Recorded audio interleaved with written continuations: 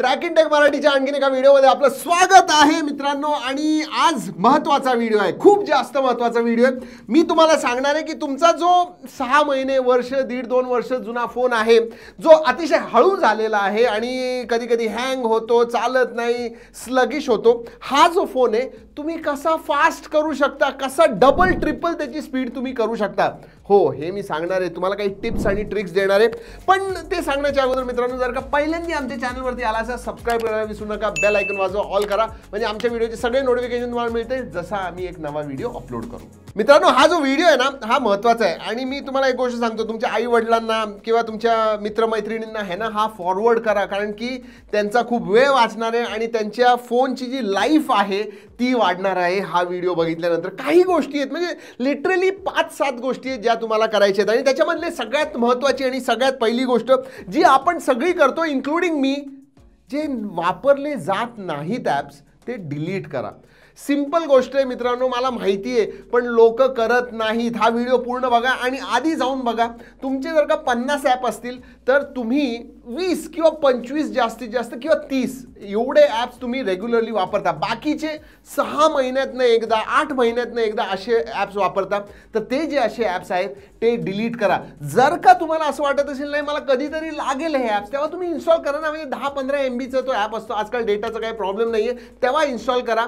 कारण की हे जे ॲप्स आहेत हे तुमची स्पेस घेतात, कधी कधी तुमची मेमरी सुद्धा खातात आणि बऱ्याचशा गोष्टी, बेसिकली तुमचा जो फोन आहे जसे जसे ॲप्स वाढत जातात तसे तसे स्लो होत जातो। So delete unused apps. दुसरी गोष्ट मित्रांनो, जर का तुम्हाला ॲप्स जे रेग्युलर तुम्ही वापरता ते पाहिजेच आहेत तर क्लिअर कॅशे करत जावा। क्लिअर कॅशे रेग्युलरली, मी असं नाही म्हणत की रोज रोज तुम्ही करा, त्याची रोज रोज करण्याची गरज नाही, पण एक 10-15 दिवसांनी क्लिअर कॅश जे असतं हा ऑप्शन यूज करा। म्हणजे जे कॅशेमध्ये बरेचसे मीडिया फाईल्स, फोटोज, व्हिडिओज हे सगळे जे असतात किंवा डेटा सुद्धा असतो ॲपचा, तो जो आहे तो डिलीट होईल आणि तुमचा जो फोन आहे तुम्ही लगेच बघाल फास्ट होईल।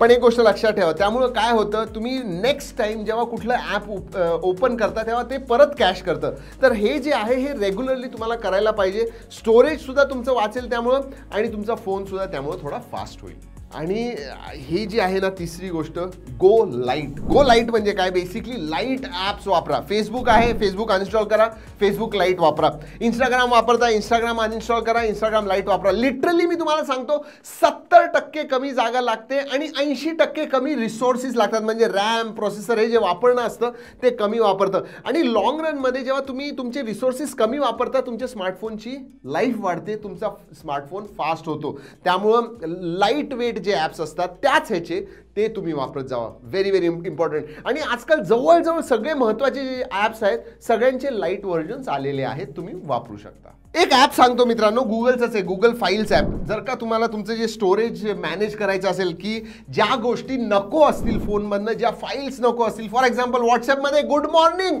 नमस्कार, सुप्रभात असे भरपूर फोटोज, इमेजेस वगैरे येतात, ते डिलीट करण्यासाठी गुगल फाईल्स ही ॲप खूप चांगली आहे। आत्ता डाउनलोड करा जर का तुम्ही डाउनलोड केली नसेल, आणि त्याच्यामधनं तुमचं जे स्टोरेज वगैरे आहे ते मॅनेज करा। आणि त्याच्यामध्ये दुसरे सुद्धा आहे, तुम्ही फाईल्स ट्रान्सफर वगैरे करू शकता, असे बरेचसे दुसरे फीचर्स सुद्धा आहेत, पण मेन तुमचं जे स्टोरेज आहे गुगल फाईल्सने मॅनेज करा। तसं लिंक मी खाली देतो डिस्क्रिप्शनमध्ये, नक्की बघा। तसा हा व्हिडिओ आवडत असेल लाईक करायला विसरू नका। आपल्या मित्रांबरोबर व्हॉट्सॲपवरती नाही, सिग्नल, टेलिग्राम, व्हॉट्सॲप सगळ्यावरती शेअर करा। कस्टमायझेशन, हो मला माहिती आहे आपला फोन वेगळा दिसावा म्हणून सारखं आपण नवीन नवीन ॲप्स टाकत असतो, नवीन वॉलपेपर्स टाकतो, लाईव्ह वॉलपेपर्स टाकतो, नवीन नवीन विजेट्स आणतो, नवीन नवीन ॲप्स डाउनलोड करतो, आयकन पॅक्स डाउनलोड करतो। आहे म्हणजे कस्टमाइज करायला पाहिजे, आपला फोन आहे शेवटी, आपण त्याच्याबरोबर इंटरॅक्ट करत असतो, थोडा वेगळा दिसला पाहिजे, बट डोंट गो ओव्हरबोर्ड, जास्त करू नका। काही काही लोक मी खरंच बघितलेत, म्हणजे 15-15 आयकन पॅक्स डाउनलोड करून ठेवले असतात, वेगवेगळे विजेट्स वगैरे डाउनलोड करून ठेवले असतात, लाईव्ह वेपरचे 4-5 ॲप्स असतात, ह्याची गरज नाही आहे। सिम्पलिस्टिक ठेवा, जितकं तुम्ही सिम्पल आणि लाईट वेट ठेवताल या सगळ्या गोष्टी, तेवढा तुमचा फोन जास्त फास्ट चालेल, हे गोष्ट लक्षात ठेवा। त्यामुळे कस्टमायझेशन करा, पण लिमिटमध्ये, म्हणजे थोडं लिमिट ठेवा त्यासाठी। बरं, अजून एक गोष्ट सांगतो मित्रांनो, अपडेट तर आपण रेग्युलरली करतोच, अनलेस यू हॅव शाओमीचा मी ए सिरीज वगैरे, त्याचं नेहमीच अपडेट केलं की ब्रिकच होतो, त्यामुळे तो असेल तर अपडेट करू नका। पण बाकी जर का तुम्हाला जेव्हा अपडेट येतो तेव्हा तुम्ही तुमचा रेग्युलरली अपडेट करायला पाहिजे। आणि तेवढंच नाही, एक गोष्ट मी तुम्हाला सांगतो, दर एक 6 महिन्यांनी, 6 ते 8 महिन्यांनी किंवा तुम्हाला जेव्हा जाणवतंय की तुमचा फोन हळू झालेला आहे, रिसेट मारा। रिसेट करणं हे गरजेचं आहे. हो, म्हणजे डेटा डिलीट फॅक्टरी रिसेट करू नका, पण एक नॉर्मल सॉफ्ट रिसेट ज्याला आपण म्हणतो ते तुम्ही नक्की करा तुमच्या फोनचं. बऱ्याचशा गोष्टीत परत रिसेट होऊन ओरिजिनल सिच्युएशनला येतील, म्हणजे जेव्हा तुम्ही नवीन फोन घेतला असतो तसा, आणि त्यामुळे तुमचा फोन नक्की फास्ट होईल ही गॅरंटी आहे. पण एक 4-6 महिन्यांनी हळू झाला फोन की एक रिसेट टाकायचा. बरं, फोन कधी रिस्टार्ट करायचा ह्याच्यामध्ये बरेच लोकांचं मत वेगळं वेगळं आहे. मला असं वाटतं की आठवड्यातनं किंवा एक 3-4 दिवसातनं एकदा तुम्ही रिस्टार्ट करत जावा तुमचा फोन, चांगलं असतं. It is good for life, it is good for speed of your smartphone. तुमचा स्मार्टफोन डेफिनेटली फास्ट होईल. कंटिन्युअसली वापरलं तर म्हणजे प्रत्येकालाच रिसेट लागतं ना, म्हणजे दिवसभर काम केल्यानंतर आपल्याला सुद्धा झोपायचं असतं, रिसेट व्हायचं असतं आणि मग सकाळी एकदम फ्रेश उठतो. तसंच ते स्मार्टफोनचं सुद्धा.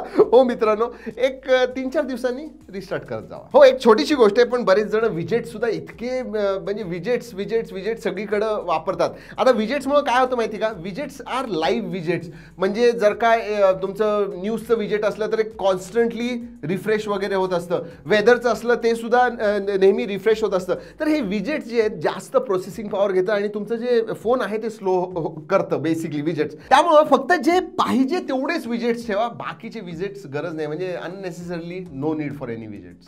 आणि हो, जसं मी नेहमी सांगतो, third party apps, Google play स्टोअरच्या बाहेरचे ॲप्स, इकडनं APK मिळालं इन्स्टॉल केलं, इकडनं APK मिळालं इन्स्टॉल केलं, नका करू please. I am telling you. म्हणजे आत्ता तुम्हाला ते वाटेल, पण कधी तुमचा डेटा गेला, प्रायव्हसी म्हणजे तुमचं फिशिंग वगैरे एखादा ॲप असलं, कारण की गुगल प्लेमध्ये प्ले प्रोटेक्ट असतं. त्यामुळे तुम्ही जेव्हा प्ले स्टोअरमधनं डाउनलोड करता त्यावेळेला तुम्हाला माहिती असतं की हा ॲप सेफ आहे. बाहेरचं आउट ऑफ प्ले स्टोअर जर का तुम्ही कुठला ॲप डाउनलोड केला, you will never know whether it is original, आतमध्ये काय आहे, मॅलवेअर आहे की नाही. त्यामुळं थर्ड पार्टी ॲप्स अजिबात इन्स्टॉल करायचे नाही. हे म्हणजे हे तुम्ही लिहून घ्या, प्लीज करू नका. कितीही तुम्ही टेकी असाल किंवा काही असाल, प्लीज डोंट डू इट. तर हे सगळं जर का तुम्ही रेग्युलरली करत असाल, आय प्रॉमिस यू, म्हणजे तुमचा फोन जो आहे फारच कमी स्लगिश असेल. म्हणजे जरी त्याच्यामध्ये 3 GB रॅमच आहे आणि छोटा चांगला प्रोसेसर आहे, 10,000च्या खालचा आहे, तरी तुम्ही हा व्यवस्थित वापरू शकाल 2-3 वर्ष स्मार्टफोन. पण जर का तुम्ही ह्या सगळ्या गोष्टी करत असाल, म्हणजे जे मी सांगितलंय त्याच्या अपोजिट जर का करत असाल, तर नक्कीच तुमचा फोन स्लगिश होणार, हँग होणार. ह्या सगळ्या गोष्टी प्लीज फॉलो इट. जाण्याच्या अगोदर एवढं अजून एक गोष्ट सांगतो, मी विसरलो सांगायची ती. जे काही तुम्ही करता आता SD कार्डमध्ये बॅकअप घेऊ नका. क्लाउडवरती सगळं काही क्लाउडवरती ठेवा. That is the best way to take backups.